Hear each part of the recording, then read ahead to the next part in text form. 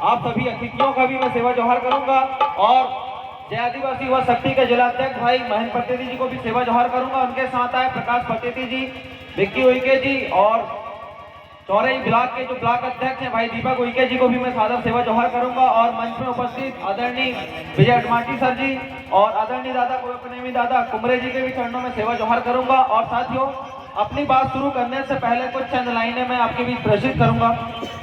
चेहरे पे खामोशी, दिल में तूफान लिए फिरता हूँ।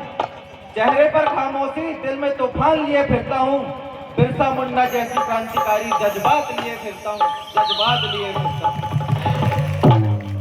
साथियों, आज इस समाज की सबसे बड़ी विडंबना यह है कि आज मेरा समुदाय, आज मेरा कबीला, आज मेरा परिवार भ्रमित समुदाय की श्रेणी में आ गया है। लगातार हम देखते हैं हमारा जो समुदाय है लगातार दुश्मनों का शिकार होते आ रहा है। लगातार हमारा समुदाय भ्रम में फैला हुआ है। आज हमारी समस्याओं का समाधान होगा, अन्यथा हम इसी तरह दर बदर की ठोकरें खाते रहेंगे और हमारे साथ शोषण अत्याचार होता रहेगा। आज आपको इस कंफ्यूज समाज को कंफर्म समाज में परिवर्तित करने के लिए गांव-गांव आपको सामाजिक प्रशिक्षण करना पड़ेगा। पहले हम क्या थे और आज क्या हो गए। आज से 7,500 साल पहले हड़प्पा सभ्यता आपने नाम सुना होगा, जब हमारी जमीनें 100% हुआ करती थी, हमारी जनसंख्या 100% हुआ करती थी। आज हम वर्तमान स्थिति में हम देखते हैं तो हमारी जो जनसंख्या मात्र 7% बची हुई है और हमारी जो जमीन, हमें जो जीने के लिए जो जमीन है मात्र 3% बची है। आप सोचिए, एक समय था कि हमारे पास 100% जमीन हुआ करती थी और आज वर्तमान स्थिति में हमारे पास 3% जमीन बची है।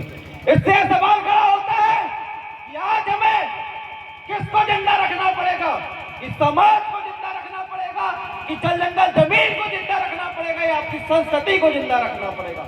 सबसे बड़ा सवाल आज हमारे बीच में खड़ा होता है। आज आपने देखा लगातार 7 दिनों से आपको कोयपनेम का प्रशिक्षण दिया जा रहा है, आपको संस्कृति सभ्यता इतिहास के बारे में बताया जा रहा है, पर आप बताओ हमारा जो भ्रमित समुदाय है, हमारा जो भ्रम में फैला हुआ समुदाय, 7 दिन के कोयपनेम प्रशिक्षण में आपने क्या सीखा।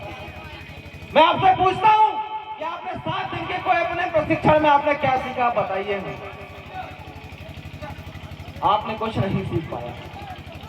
हमारा समुदाय कार्यक्रमों के माध्यम से लाखों रुपए खर्च करता है और समाज में जागरूकता लाने का काम करता है, फिर भी हमारे समाज के लोग आज भी भ्रम में फैले हुए हैं। आज भी हमारा समुदाय हमारी पुरखौती व्यवस्था से भटक गया है, अपने पुरखौती नियम दस्तूर से भटक गया है, अपने पुरखौती सिस्टम से भटक गया है। इसलिए आज आपकी ये दशा हो गई है।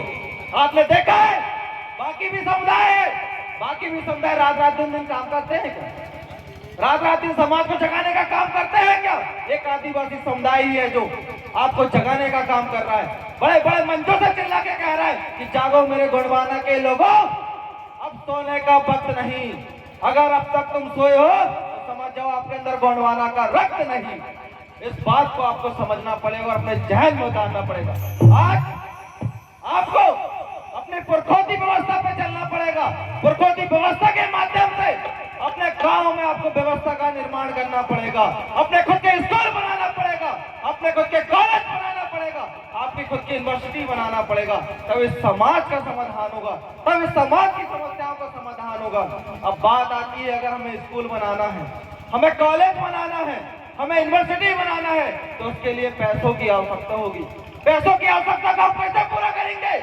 इस बात के लिए आपको गांव-गांव जाके सर्वे करना पड़ेगा। सर्वे कैसे करोगे भैया। एक गांव में आप जाओगे, जैसे गांव है लोनी वर्रा, इस गांव में आप जाओगे तो आपको सबसे पहला सर्वे करना है कि इस गांव में बच्चे से लेके बूढ़े तक की जनसंख्या कितनी। उदाहरण मान लो भैया, लोनी वर्रा में बच्चे से लेके बूढ़े तक की जनसंख्या 5,000। दूसरा सर्वे आपको यह करना है कि 5,000 लोगों में शराब पीने वालों की संख्या कितनी। स्वाभाविक बात है कि 5,000 लोगों में 2,000 लोग शराब पीते होंगे, चुपके से पीते होंगे या छुपके से पीते होंगे, पर पीते जरूर होंगे। और आपको तीसरा सर्वे करना है, जो 2,000 लोग हैं वो एक दिन में कितने रुपए की शराब पीता है। जब मालूम पड़ता है कि जो पौवा आता है वो 100 रुपए के आता बेटा, मतलब 2000 लोग एक दिन में 100 रुपए की दारू पीते हैं, मतलब 2 लाख रुपए की शराब एक दिन में पी के पेशाब कर देते हैं और अपना कॉलेज नहीं बना पाते। ये समाज का सबसे बड़ा दुर्भाग्य का विषय है। अब आप सोचिए कि एक दिन के शराब की कीमत हमारी 2 लाख है, जिसे हम पी के पेशाब करते हैं। क्या 2 लाख से हम अपना स्कूल नहीं बना सकते? क्या हमारी कोचिंगें नहीं बना सकते? क्या हमारे कॉलेज नहीं बना सकते? अगर हम अपने कॉलेज बना लेते तो आज आपकी जो दशा है ना, अगर आज हमारा स्कूल बना लेते, आज हमारा जो शिक्षा का स्तर है ना, आप सुधर जाता। हमने व्यवस्था का निर्माण नहीं किया। आने वाले समय में अगर आपने इसी तरह चलता रहा तो पूरा समुदाय खत्म हो जाएगा। आज आपको सोचना पड़ेगा कि आज आदिवासी समुदाय का जल जंगल जमीन और माटी बेटी को कैसे बचाएं। इस बीच पे आपको समझना पड़ेगा। आज आपको समझना पड़ेगा कि हमारा जल जंगल जमीन, हमारी माटी बेटी हम कैसे बचाएं। इसके लिए आपको सोचना पड़ेगा, चिंतन करना पड़ेगा, मंथन करना पड़ेगा। अगर आज भी अपनी जल जंगल जमीन नहीं बचाया ना, अपनी माटी बेटी को नहीं बचाया ना, तो पूरा समुदाय आप कलंक हो। आज आप देखिए, जो मुसलमान समुदाय है वो कभी अपना कुरान बेचता है क्या? नहीं बेचता। जो ईसाई समुदाय है अपना बाइबल बेचता है क्या? नहीं बेचता। जो हिंदू समुदाय है वो अभी ना कभी रामायण बेचता है क्या? नहीं बेचता।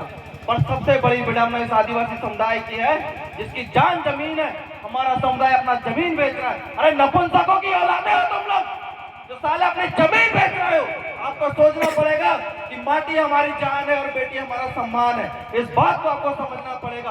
अगर आपने नहीं समझा तो आने वाली जो पीढ़ी है गुलामी की जंजीरों में जकड़ी रहेगी। आने वाली जो जनरेशन है जो हमसे पैदा होगी वो गुलामी की जंजीरों में जकड़ी रहेगी। आपको समझना पड़ेगा, संघर्ष करना पड़ेगा, समाज के लिए मरना पड़ेगा। और जिस समाज की कौमें समाज के लिए मरती है वो समाज आने वाले समय में शासक होता है, वो समाज आने वाले समय में जिंदा रहता है। इस बात को आपको समझना पड़ेगा। अगर आपने आज चीजों को नहीं समझा तो पूरा समुदाय गुलामी के जंजीरों में जकड़ा रहेगा। आज आपको सोचना पड़ेगा कि आदिवासी समुदाय की ये अंतिम पीढ़ी है। इस अंतिम पीढ़ी को बचाने के लिए हमें संघर्ष करना पड़ेगा, लड़ना पड़ेगा। आज इस अंतिम पीढ़ी को हमें क्यों बचाना है? इस कबीला को, इस परिवार को, इस समुदाय को हमें क्यों बचाना है? सबसे बड़ा क्वेश्चन होता है कि समाज ने हमें क्या दिया। सबसे बड़ा क्वेश्चन ये उठता है कि समाज ने आपको क्या दिया। क्या दिया भैया समाज ने? बताओ। 7 दिन से गोया पुणे में आपने सुना है कि समाज ने आपको क्या दिया? बताइए, बोलो भैया, समाज ने आपको क्या दिया? आप बताइए। आपको इतना भी नहीं पता कि समाज ने आपको क्या दिया। इस चीज को आपको समझना पड़ेगा। आज आपके बीच में आया हूँ, मैं आपको बोलता हूँ कि मेरा नाम शिवरावण, आप पहचानोगे मैं आदिवासी हूँ? नहीं पहचानोगे। मैं आपके बीच में आके बोलता हूँ मेरा नाम शिवरावण तरकाम है, तो आप झट से पहचान जाओगे शिवरावण मतलब आदिवासी, तरकाम मतलब आदिवासी है, छेदो वाला है। जिससे क्या व्यतीत होता है कि समाज ने मुझे क्या दिया? अपनी पहचान दिया। जीने के लिए क्या दिया? अधिकार दिया। कौन सा अधिकार दिया समाज ने आपको? आज आपके पास 1 एकड़, 2 एकड़, 4 एकड़, 5 एकड़ जो जमीन है, जीने के लिए समाज ने आपको अधिकार दिया। जल जंगल जमीन का अधिकार दिया। तो आप बताइए समाज को आपको क्या देना चाहिए? आज आपका जो समुदाय है, आपका जो कबीला है, इस कबीले को हमें क्या देना पड़ेगा तब हमारा समुदाय जिंदा रहेगा। इस चीज को आपको समझना पड़ेगा और इस चीज को आपको चिंतन मनन करके सोचना पड़ेगा। मैं बताऊंगा, नहीं चाहूँ तो मैं बता सकता था, पर आपको नहीं बताऊंगा। आपको खुद सोचना पड़ेगा, आपको संघर्ष करना पड़ेगा, तभी ये समाज जिंदा रहेगा, तभी ये समुदाय जिंदा रहेगा, तभी ये परिवार जिंदा रहेगा। और आप चाहते हो कि हमारी आने वाली जो जनरेशन है, हमारी जो आने वाली पीढ़ी है, अगर इसे बचाना है तो पुरखों की पुरखोती व्यवस्था पे चलना पड़ेगा। अगर आप पुरखों की पुरखोती व्यवस्था पे नहीं चले तो जो दुश्मन है, जो गैर आदिवासी है, जो पार्टीवाद संगठनवाद में आपको बांट के रखा है, जो भ्रमित करके आपको रखा है, ये आपको मार डालेगा, याद रखिएगा। इसी शब्दों के साथ मैं अपनी बारी को विराम देता हूँ। जोहर, जिंदाबाद, जय आदिवासी।